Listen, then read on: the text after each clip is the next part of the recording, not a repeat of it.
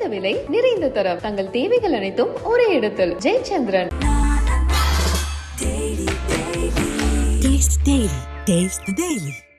Armstrong குற்றவாளிகளாக 28-30 பேர் நேரடியா இருந்திருக்காங்க. மறைமுகமா ஒரு 30 பேர் இருந்து அதுல ஒரு ஆள் அஸ்வத்தமன். அஸ்வத்தமன் வந்து ஆம்ஸ்ட்ராங் கூடவே இருந்தா அந்த பழியை பண்ணியிருக்காரு அப்படின்னு சொல்றாங்க ஐயா. இங்க ஒரு வழக்குல அஸ்வத்தமன் கைது, புகார் கொடுத்தது ஆம்ஸ்ட்ராங், கைது செய்ய சொன்னது ஆம்ஸ்ட்ராங், பெயில் போட்டது ஆம்ஸ்ட்ராங், வெளியில் எடுத்தது ஆம்ஸ்ட்ராங். அஸ்வத்தமனுடைய எல்லா செயல்களும் செல்வ பெருந்தகையுடைய ஆசீர்வாதத்தோடு தான் நடக்கும். அஸ்வத்தமன் கைது, ரவுடி நாகேந்திரங்க கைது எல்லாமே நேர யாரை கொண்டு காமிக்குது? செல்வ பெருந்தகைன்னு நிற்கும். 6 மாத காலமாக கண்காணித்து கொலை செய்வதற்காக செலவு செய்யப்பட்ட தோராய மதிப்பை 20 கோடி ரூபாய். இந்த 20 கோடி ரூபாய் யார் கொடுத்து? ஒரு பெரிய மனிதன் தான் இதை செஞ்சிருக்கும் இல்லையா? ஆமா. அப்ப அந்த யார் பெரிய இந்த பயலுவ ரவுடி பயலுவ என்னடானா 58 வழக்குங்கிறான், 38 கொலை கேசுங்கிறான், 6 முறை குண்டாசுங்கிறான். அப்போ காவல்துறைக்கு தெரியாமல் இது நடக்க வாய்ப்பு. செல்வ பெருந்தக ஒரு மாநில கட்சியினுடைய தலைவர், மாநில தலைவராக இருந்தாருன்னா மத்திய தலைவராக இருந்தார்.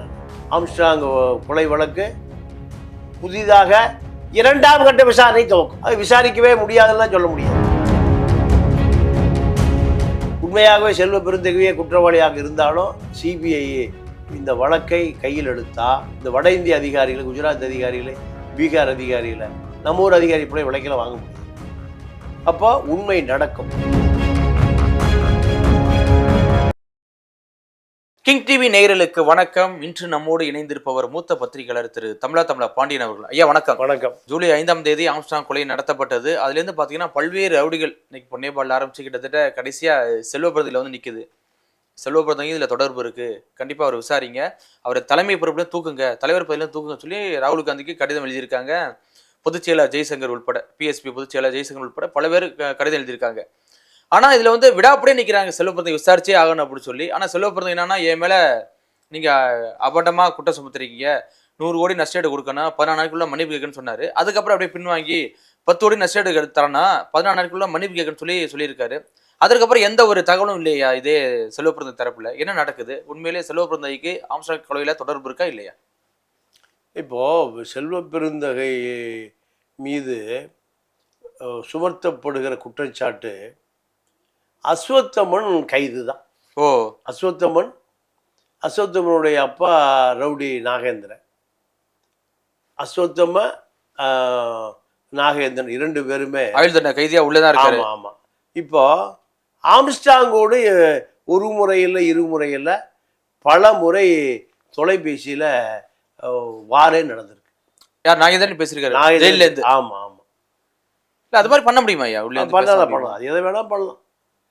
ஏன் நீங்கள் திகாரி ஜெயிலிருந்து சோப்ராஜ்னு ஒரு பெரிய ஒரு மோசடிக்காரன் தப்பிச்சு கோவா போனானே, நீங்கள் நம்ம ஏன் சசிகலா பரப்பனாக்கிறாங்க அது ஜெயிலிருந்து ஷாப்பிங் போலியா ரூபா ப்ரூவ் பண்ணியிருக்காங்களே. இந்திய சிறைகளை பொறுத்தவரை இந்திய சிறைகளெல்லாம் நீங்கள் மிக எளிதாக விலைக்கு வாங்கலாம். பெரிய கார்ப்பரேட் முதலாளிகள் சிறைக்கு வந்தாங்கன்னா அன்றைக்கி போகிற தீபாவளி தான். அப்போது ரவுடி நாகேந்திரன் ஆம்ஸ்ட்ராங்கோடு பேசியது ஒன்றும் பெரிய வியப்பே இல்லை. நான் ஒரு 15 வருடங்களுக்கு முன்பு உயர்நீதிமன்றத்தில் ஒரு வழக்கு நடந்து கொண்டிருந்த பொழுது ஒரு பார்வையாளராக நான் பத்திரிக்கையாளர்லாம் போயிருந்தேன். அப்போது ஒரு ரவுடியை விடுதலை பண்ணக்கூடாதுன்னு வழக்கு நடந்துட்டுருக்கு. ஜெயிலுக்குள்ளேருந்து அந்த வழக்கறிஞருக்கு தொலைபேசியில் கோர்ட்டு ஹாலுக்குள்ளே ஃபோன் பண்ணுறான். அந்த ரவுடியோட நெட்வொர்க் பாரு, எவ்வளோ நெட்வொர்க். ஆடி போயிட்டார் இந்த மூத்த வழக்கறிஞர். அப்போது இந்த ரவுடிகளுடைய தொடர்பு என்பது எல்லை கடந்தது, நாடு கடந்தது. இப்போது ஆம்ஸ்ட்ராங் கொலைக்கு முன்பு ஆம்ஸ்ட்ராங்கு குற்றவாளிகளாக 28 பேர் கைது செய்யப்பட்டிருக்காங்க. இந்த 28 பேருமே பல கோடி ரூபாய் வாரி இறைக்கப்பட்டிருக்கு. 1 லட்சம் 2 லட்சம் இல்லை, எவ்வளவு? பல கோடி. 28-30 பேர் நேரடியாக இருந்திருக்கான். மறைமுகமாக ஒரு 30 பேர் இருந்திருப்பான். அதுல ஒரு ஆள் அஸ்வத்தமன். அப்போ இந்த கொலை குற்றத்திற்கு 6 மாத காலம் திட்டமிடப்பட்டிருக்கு. ஆபரேஷன் போயிட்டு இருந்திருக்கு. 6 மாத காலம் 30 ரவுடி. ஒரு ரவுடி குறைஞ்சது மாதம் 10 லட்ச ரூபா வாங்காம இந்த வேலைக்குள்ளேயே வரமாட்டான். 30 ரவுடிக்கு எவ்வளோ ஆச்சு? 10 லட்சம்னா 3 கோடி ரூபா. 3 கோடி ரூபா ஆச்சு. மாதம் 3 கோடி, 6 மாதம் 18 கோடி. அப்பா, ஒரு 20 கோடி ரூபா செலவு செய்யக்கூடிய ஆள் யார்?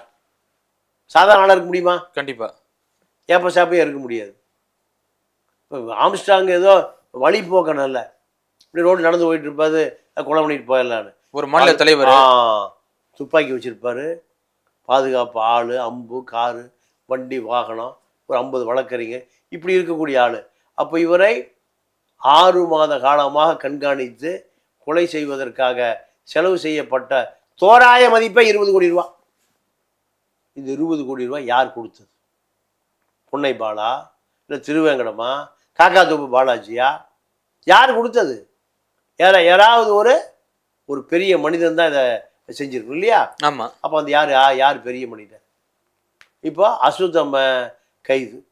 ஏன் அஸ்வத்தம்ம கைதுனா, அஸ்வத்தம்ம ஒரு 6 மாதங்களுக்கு முன்பு ஒரு பொன்வண்டு சோப்பு நிலம், சோப்பு கம்பெனி மூடிட்டாங்க.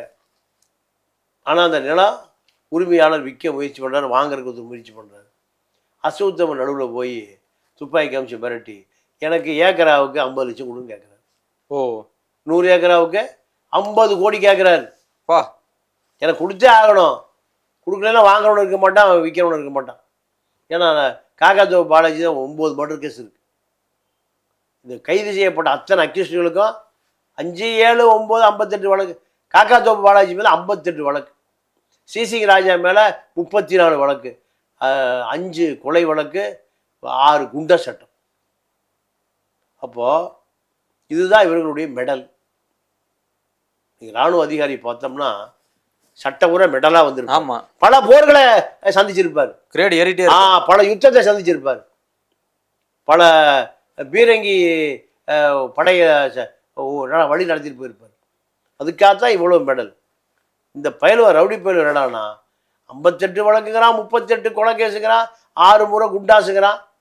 அப்போ காவல்துறைக்கு தெரியாமல் இது நடக்க வாய்ப்பில்லை. இப்போ அஸ்வத்தம்ம கைது, ரவுடி நாகேந்திரங்க கைது எல்லாமே நேராக யாரை கொண்டு காமிக்குது? செல்வ பெருந்தகைட்டு நிற்கிது. ஏன்னா இவ்வளோ பெரிய பதவியை அஸ்வத்தம்மனுக்கு கொடுத்தது யாரு? அது முதன்மை பொதுச் செயலாளர்.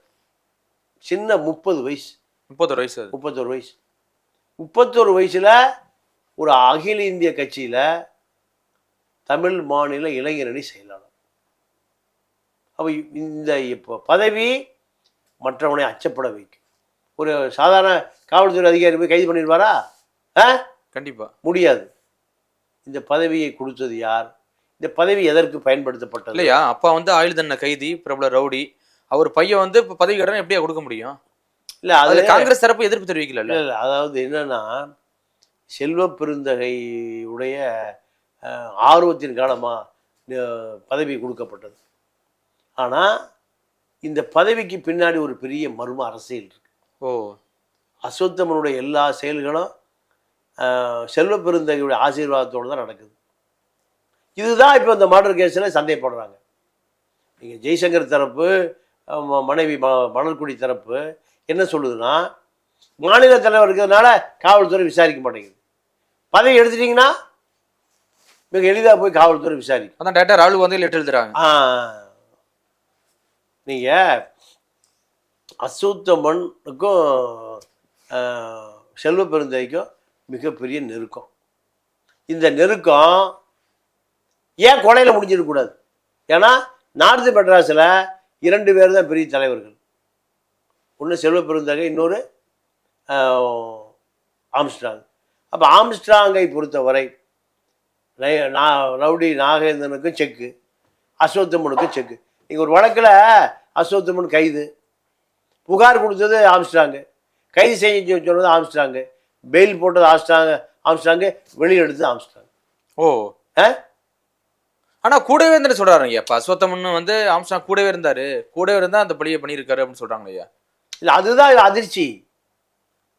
காவல்துறை அவரை வந்து அப்பா அம்மா ரெண்டு பேரையுமே கஸ்டடி எடுக்குது. எடுத்து என்ன சொல்லுதுன்னா, கொலைக்கான ஆதாரங்களில் நீங்கள் நேரடியாகவோ மறைமுகமாகவோ சம்மந்தப்பட்டிருக்கீன்னு சொல்லி தான் ஜெயிலில் போட்டு இப்போ சார்ஜர் போட போகிறாங்க. குற்றப்பத்திரிகையில் ஆல்ரெடி குண்டாஸ் போட்டாச்சு. ஆமாம் ஆமாம், குற்றப்பத்திரிகையில். ஏன்னா இந்த குற்றப்பத்திரிகை அப்படியே சிபிஐக்கு போகுது. அகில இந்திய கவனத்தை கவர்ந்த வழக்கு இது. அதனால் இப்போது இந்த சிபிஐக்கு இந்த வழக்கு போச்சுன்னா சிபிஐ ஆரம்பத்தில் எடுப்பான். சிபிஐ விசாரணை என்பது கட்சி அரசியல், திமுக, அதிமுக, தமாகலாம் பார்க்கவே மாட்டான். பார்க்க மாட்டாங்க. இருந்தாலும் திரு அருண் அவர்கள் பதவியேற்ற உடனே என்ன சொன்னாங்கன்னா, எனக்கு கட்சி ரீதியாக எந்த ஒரு அழுத்தம் தரக்கூடாது, நான் வந்து ஃப்ரீயா செயல்படணும்னு சொல்லி தான் வந்திருக்காரு. அதனாலதான் கிட்டத்தட்ட இத்தனை A+ அக்யூஸ்டும் உள்ள வந்திருக்காங்க. ஆனா கடைசியா வந்து நிக்கிற செல்வ பிறந்தகிட்ட ஒரு மாநில தலைவர், அவரை விசாரிப்பாங்கன்னா எப்படியா? இது எப்படி என்ன நோக்கத்துல போவோம்? இல்லை, விசாரித்தால்தான் நீங்கள் ஆம்ஸ்ட்ராங் தரப்பு அமைதி அடையும். அதுவரை விட மாட்டாங்க. ஆம்ஸ்ட்ராங் தரப்பு இப்போ சுப்ரீம் கோர்ட் போய் சிபிஐ விசாரணை கேட்க போகிறாங்க. இதில் ஒரு கூத்த பாருங்க. இப்போ சார்ஜர் போட போகிறாரு யார்? நேர்மையான அதிகாரிங்க அருண். எந்த கமிட்மெண்ட்டில் இல்லை, ரியல் எஸ்டேட் கமிஷன் மாதிரிலாம் இல்லை, நேர்மையான அதிகாரி தான். ஆனால் 26 பேரை குற்றவாளியாக சேர்த்து எப்படி சம்பவம் நடந்தது? சார்ஜர் போட்டாச்சு, அதோட வேலை முடிஞ்சுது. ட்ரையல் நடத்த வேண்டியது யார்? நீதிமன்றம், பப்ளிக் ப்ராசிக்யூட்டர். ஆதாரங்கள் வேணும்னா நீதிமன்றத்துக்கு காவல்துறை உண்டி கொடுக்கும். ஆனால் சிபிஐ விசாரணைக்கு எடுத்த பிறகு ஆம்ஸ்ட்ராங் கொலை வழக்கு புதிதாக 2ஆம் கட்ட விசாரணை துவக்கும். அப்போ இந்த அக்யூஸ்ட் பூரா பாதி பேர் வெளியே வந்துடுவான், பாதி பேர் நியூட்ரல் ஆயிடுவான், பாதி பேர் உள்ளே கிடப்பான். 26 பேர் இருக்காங்கல்ல, அப்போது புஷ்ஷுன்னு போயிடும். தண்டனை பெற்று இவர்கள் தான் குற்றவாளி, இந்த குற்றவாளிகள் கொலையில் நேரடியாக சம்பந்தப்பட்டிருக்கிறார்கள் என்று நிரூபிக்க வேண்டிய போதிய ஆதாரம் இல்லாமல் யாரையும் கை செய்ய முடியாது. இப்போ பிஎஸ்பி, அதாவது பகுஜன் சமாஜ்வாதி கட்சியோட தலைமை வந்து பல பேர் குற்றம் சாட்டி இருக்கு. குறிப்பா அந்த பிஜேபியோட பால் கனகராஜ் அவர் மேலே குற்றம் சுமத்தப்பட்டிருக்கு, அவர் மேலே விசாரணை நடத்தப்பட்டிருக்கு. அப்படிங்கும்போது இப்போ ஏன் அவர் மேலே விசாரணை நடத்தப்படல சார்? செல்வ பிறந்தகை மேலே. செல்வ பெருந்தக ஒரு மாநில கட்சியினுடைய தலைவர். நீங்கள் மிக சாதாரணமாக நீங்கள் கூட்டிகிட்டு போய் விசாரிச்சுட்டு அனுப்பிட முடியாது. ஏட்டையா நீதிமன்றத்தில் ஆணை வாங்கணும், வாரண்ட்டு வாங்கணும், இதெல்லாமே லீகல் ப்ரொசீடிங் இருக்குது. அதனால் காவல்துறை இதை பரிசீலனை செய்து கொண்டு இருக்கு. அதை விசாரிக்கவே முடியாதுன்னா சொல்ல முடியாது. மாநில தலைவராக இருந்தாருன்னா, மத்திய தலைவராக இருந்தாலும் காவல்துறை விசாரித்து அந்த ஃபைலை குற்றவாளின்னு முடிவு பண்ணுறதா, இல்லை அந்த ஃபைலை மூடி தூக்கி தூர எறிவதா? திரு செல்வ பிறந்தகையாவது அதுக்கான விளக்கம் தள்ளையே. முதல்ல 100 கோடி கேட்டாங்க, அதுக்கப்புறம் 10 கோடி கேட்டாங்க. அதுக்கு நஷ்டேடு, என் மேல ரொம்ப அவதூறு வழக்கு போட்டிருக்கே அப்படின்னு சொல்லி நஷ்டேடு கேட்டிருக்காங்க. ஆனா அதுக்கப்புறம் விளக்கம் தரலையே திரு செல்வ பிறந்தகை தரப்பு. செல்வ பெருந்தகை தரப்பு வழக்கறிஞர்களை, வலுவான வழக்கறிஞர்களை வச்சிருக்கு. இந்த வழக்கறிஞர்கள் உடைய வழிகாட்டின்படியில் தான் இந்த வழக்கு போகுது. உண்மையாகவே செல்வ பெருந்தகையே குற்றவாளியாக இருந்தாலும் சிபிஐ இந்த வழக்கை கையில் எடுத்தா இந்த வட இந்திய அதிகாரிகளை, குஜராத் அதிகாரிகளை, பீகார் அதிகாரிகளை, நம்ம ஊர் அதிகாரி போல விலைக்கெல்லாம் வாங்க முடியாது. அப்போ உண்மை நடக்கும், கண்டிப்பாக மர்ம முடிச்சுக்கள் அவிழ்க்கப்படும். ஆனால் இப்போ அரசியல்வாதியில் செல்வ பெருந்தகையை நோக்கி இந்த குற்றச்சாட்டு நீளுவது தான் அனைவரையும் அதிர்ச்சி அடைய வச்சிருக்கு. இதை விசாரித்து முடிவு சொல்லக்கூடியது மாநில காவல்துறை, அதனுடைய பொறுப்பு அதிகாரி அருண் ஐபிஎஸ் தான். இப்போ அருண் ஐபிஎஸ் செல்வ பெருந்தகை விசாரிக்க வேண்டிய தேவை இருந்தால் பால் கனகராஜ் 7 மணி நேரம் விசாரிச்சிங்க. ஆமாம். இப்போ அதே போல் செல்வ பெருந்தகையை விசாரிக்க வேண்டி இருந்தால் கண்டிப்பாக விசாரித்து உண்மையை வெளியே சொல்ல வேண்டிய பொறுப்பு நீங்கள் ஐபிஎஸ் அருணுக்கு உண்டு. திமுக பின்னணியில் காங்கிரஸ் ஒளிந்து கொள்ள முடியாது, குற்றவாளி எங்கேயும் ஒளிந்து கொள்ள முடியாது, எங்கே தப்ப முடியாது. இந்த அசௌண்ட்ஸை கேட்டுட்டு தான் இந்த வழக்கை எடுத்திருக்காரு திரு அருண். இதை தாண்டி இப்போ எங்கே போக போகுது? சிபிஐக்கு போக போகுது. சிபிஐ இல்லை, சிபிஐ போகக்கூடாதுன்னு தானே அவ்வளோ தூரம் ரிஸ்க் எடுத்து பண்ணுறாரு. திரு அருண் அவர்கள். என்னப்பா சிபிஐ போயிருந்தா கூட இவ்வளோ அக்யூஸ்டில் வெளில வந்திருப்பானது டவுட்டு தானே? இல்லை, இப்போ ஆம்ஸ்ட்ராங் குடும்பம் உண்மை குற்றவாளி இல்லை, யாரோ ஒரு ஆள், யார் அந்த XRY பல கோடி செலவு பண்ணுறவன் பக்கத்துலேயே போலிங்கிறாங்களே, இப்போ நம்ம அதையும் கன்சிடர் பண்ணணுமா இல்லையா? ஆமாம். அந்த அம்மா மலர்குடி சொல்லுது, இன்னும் குற்றவாளி பக்கமே நெருங்கலாங்க. குற்றவாளி வழக்கு அஸ்வத்தனோட முடியும்னு பார்த்தா கூட அடுத்தடுத்து வருது இல்லை? ஆமாம். அப்போ குற்றவாளியை நெருங்கினால்தான் இந்த வழக்கு முடியும். அப்போ குற்றவாளியை நெருங்கணும்னா சிபிஐக்கு முழு சுதந்திரம் கொடுக்கப்பட வேண்டும். ஆனா இப்ப இந்த பிஎஸ்பி தரப்பு என்ன சொல்லப்படுதுன்னா, இப்ப தலைவர்கிட்ட நான் வந்து நேர்காணல் எடுக்கும்போது குற்றவாளி யாரும் எனக்கு முதல் நாளே தெரியும் அப்படிங்கிறாரு. ஓப்பனா சொல்றாரு. ஐயா, அதாவது 6 மணிக்கு கொலை நடக்குது, 8 மணிக்கு சரண்டர் ஆகிட்டான். 2 மணி நேரத்தில் காத்திருந்து சரண்டர் ஆகிருக்கான். ஓ, அப்போ இதெல்லாம் நமக்கு பெருத்த சந்தேகம். யாரோ பாஸ் கமாண்ட் பண்ணுறாங்க, சரண்டர் ஆயிரு, நான் பார்த்துக்கிற கோர்ட்லேயும் திட்டமிட்டு பிளான் பண்ணி நடந்திருக்கு. அப்போ அந்த பாஸ் யாரு, அந்த சக்தி யாரு? குறைந்த புள்ளி விவரத்தில் ஒரு 15 கோடி ரூபா செலவு பண்ணியிருக்காங்க. சாதாரண நாள் பண்ண முடியுமா? கண்டிப்பாக 15 கோடி ரூபாய் நீங்கள் அவனுக்கு ஒரு 10 கோடி 25 கோடி ரூபாய் செலவு பண்ணால் 2000 கோடி வருமானம் வரக்கூடிய அந்த நெட்வொர்க்கில் ஆம்ஸ்ட்ராங் இருக்கார். இப்படி பல விஷயங்கள் இருக்குது. அதனால் இல்லை, எனக்கு என்னன்னா இப்போ ஆம்ஸ்ட்ராங் இது மாதிரி எல்லா தரப்புலையும் தலையிட்டு இருப்பாரா? இப்போ நீங்கள் சொன்ன மாதிரி ஸ்கிராப் பிஸ்னஸாக இருக்கட்டும், லேண்ட் பிஸ்னஸாக இருக்கட்டும், அந்த ஆருத்ரா விஷயமா இருக்கட்டும், இப்போ எல்லா விஷயத்துல தலையிட்டு இருப்பாரு எப்படியா? ஆமாம், நிறைய பகையாளிகள் உருவாக்கிட்டாரு. வட சென்னை, தென் சென்னை, மத்திய சென்னை, திருவள்ளூர், காஞ்சிபுரம், செங்கல்பட்டு, வேலூர், இந்த OMR, ECR, இங்கே நடக்கிற ரியல் எஸ்டேட் பிஸ்னஸ் பூரா அவர் கட்டுப்பாடு தான். நீங்கள் வெளியில் அதாவது எல்லாமே லிட்டிகேஷன் லேண்டு தான். 100 கோடி லேண்டு 10 கோடிக்கு வரும். ஓ, 200 கோடி லேண்டு 20 கோடிக்கு வரும். 50 கோடி லேண்டு 5 கோடிக்கு வரும். அப்போ இதில் பல கோடி ரூபாய் வர்த்தகம். இந்த பல கோடி ரூபாய் வர்த்தகத்தில் பல சமூக விரோதி வருவான். அப்போ பாதிக்கப்பட்ட தொழிலதிபர் யார் எங்கே வருவான்? ஆம்ஸ்ட்ராங்கிட்ட. இப்படி தான் ஆம்ஸ்ட்ராங்குக்கு நிறைய எதிரிகளை சம்பாதித்து கொடுத்தது. அரசியல் ரீதியாக அசோத்தமுடைய வளர்ச்சி ஆம்ஸ்ட்ராங் இருந்தால் வளர முடியாதுன்னு அவங்க அப்பா நாகேந்திரன் சொல்கிறாரு. அப்போ இதெல்லாம் பார்க்குற பொழுது முடிச்சுக்கள் நீண்டு கொண்டே போகிறது. மர்ம முடிச்சுக்களை, கடைசி முடிச்சுக்களை அவிர்க்கக்கூடியவர் யாருன்னா நம்ம IPS அருண் தான்.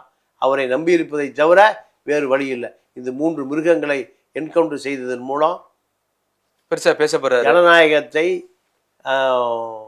உண்மையான மக்கள் ஜனநாயகத்தை நோக்கி நகர்கிறார். இந்த 3 என்கவுண்டர் யாராலும் எதிர்க்கப்படவில்லை, அனைவராலும் பாராட்டப்படுது. ஒரு சில அரசியல் கால் பண்ணிச்சினாலும் பேசப்பட்டாங்க கூட அனைவராலும் வரவேற்கப்படுது. இது தொடர வேண்டும். உண்மை குற்றவாளி நீங்கள் செல்வ பெருந்தையாக இருந்தாலும் சரி, யாராக இருந்தாலும் சரி, விசாரிக்கப்பட வேண்டும் என்பதான் மக்களுடைய வேண்டுகோள். கண்டிப்பா பொறுத்திருந்து பார்ப்போம். திரு ஆம்ஸ்ட்ராங் கொலை வழக்குல செல்வ பிறந்த எந்த அளவுக்கு தொடர்புல இருக்காரு அப்படிங்கிறது பொறுத்திருந்து பார்ப்போம். மிக்க நன்றியா. நன்றி, வணக்கம். குறைந்த விலை, நிறைந்த தரம், தங்கள் தேவைகள் அனைத்தும் ஒரே இடத்தில். ஜெயச்சந்திரன். Taste the Daily.